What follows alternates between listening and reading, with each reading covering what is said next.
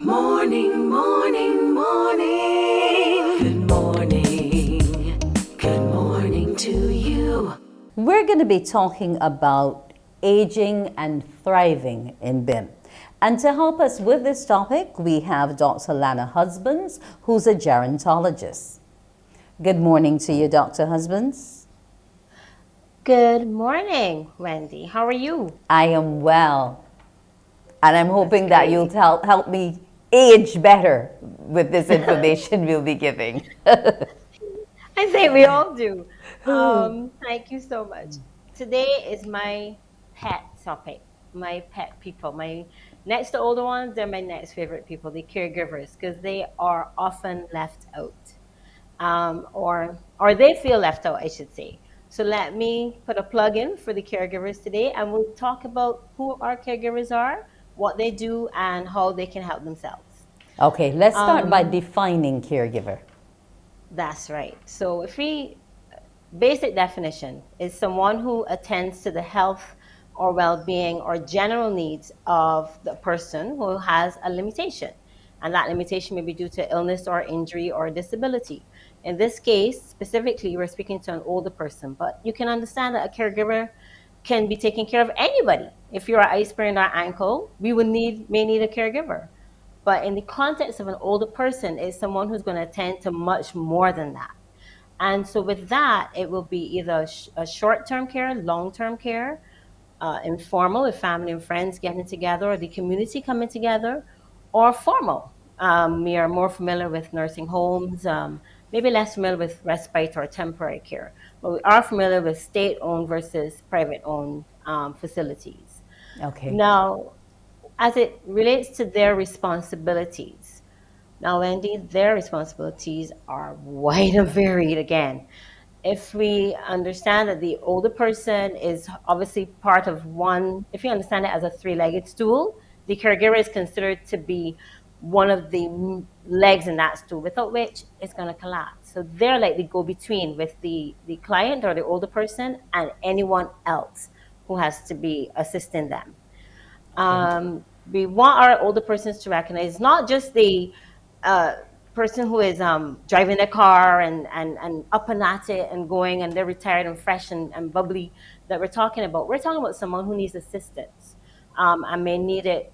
They may be bedridden and so on. So role or responsibility runs the gamut of being a medical advocate for the person, or to home and care maintenance, to long-term plans, to transportation to the doctor visits, to making sure that medication is taken correctly, to making sure that the insurance policies, if there are, or the finances are in order for certain things.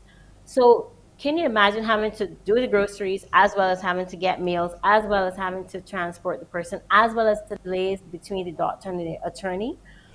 Now, I want to buzz you on number 5, where you talked about the long-term planning. Now, Sure. I can fully understand that within the family situation. But what about when I pay for a caregiver or I have them in institutional care? How much input would they have on that particular process? The caregiver? Yeah. Oh, they're the one who everyone has to kind of feed back into anyway.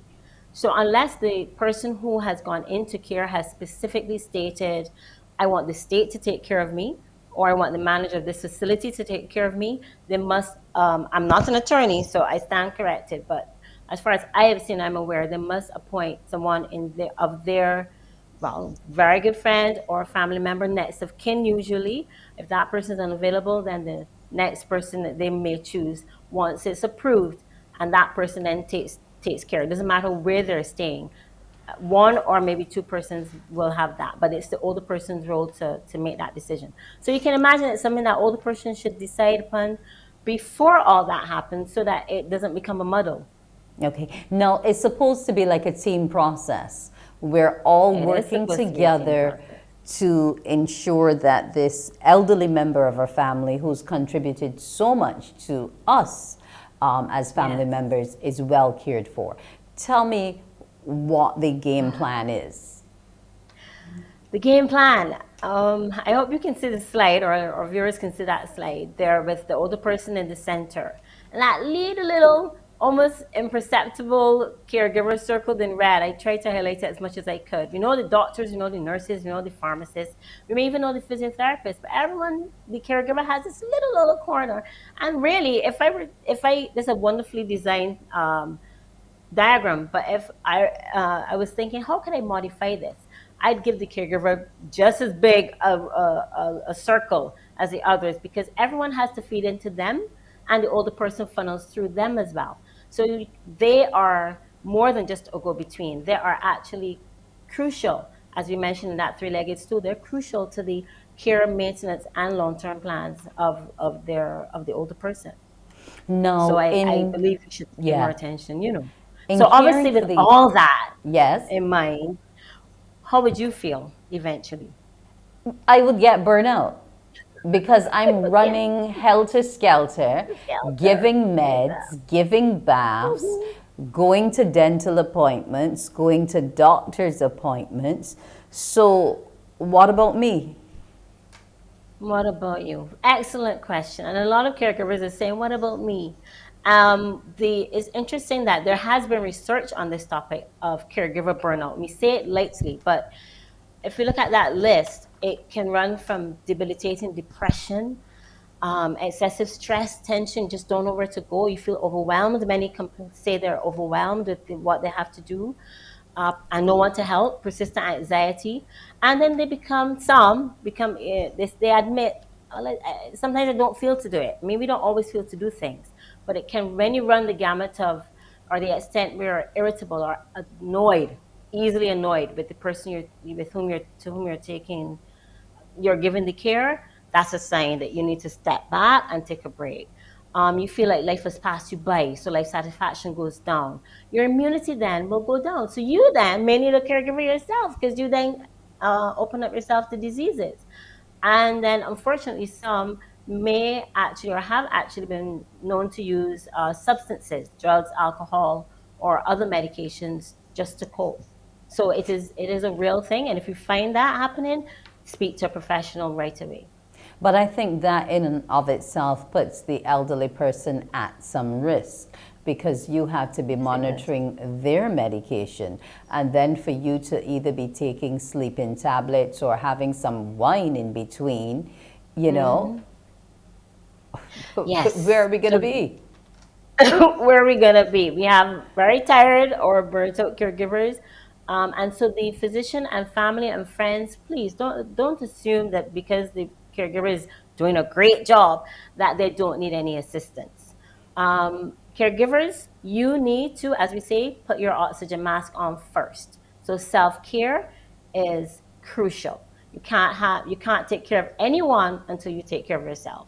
So to prevent burnout or to reduce the risk of you becoming burnt out, get enough rest. Learn your own stress relieving or relaxation techniques. Exercise regularly. We hear this in our own general health. Set your own personal goals so that you don't feel like life has passed you by, and all you're doing now for the rest of your life is taking care of someone who's also living the rest of their life out. And something that many of us fail to do is again ask for help. So it doesn't have to be a psychiatrist or a psychologist. Just tell a neighbor, tell a friend, tell a family member. You may feel unheard, but sometimes persons say, "Well, you didn't tell me. Um, how would I know?" So voice your concerns. Tell the others, "Well, I'm feeling tired today. I need a day off," and arrange for that day off.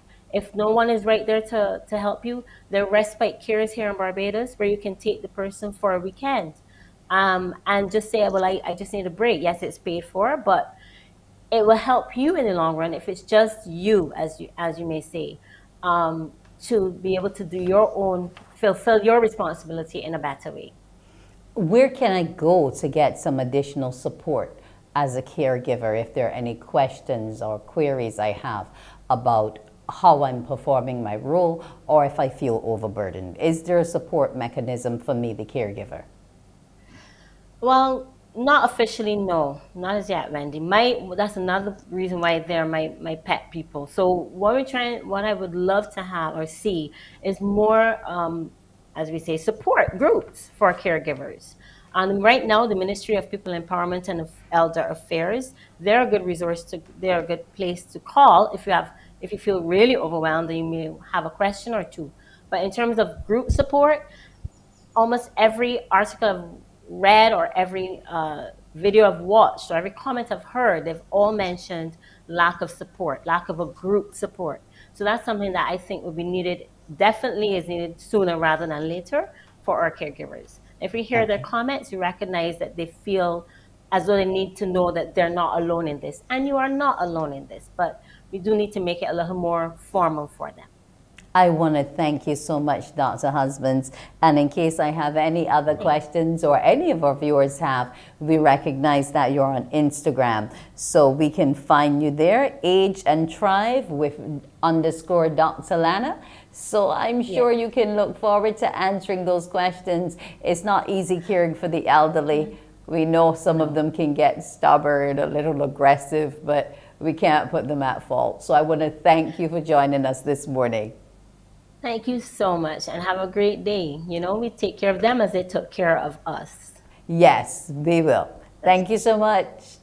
Thank you. Bye. Morning, morning,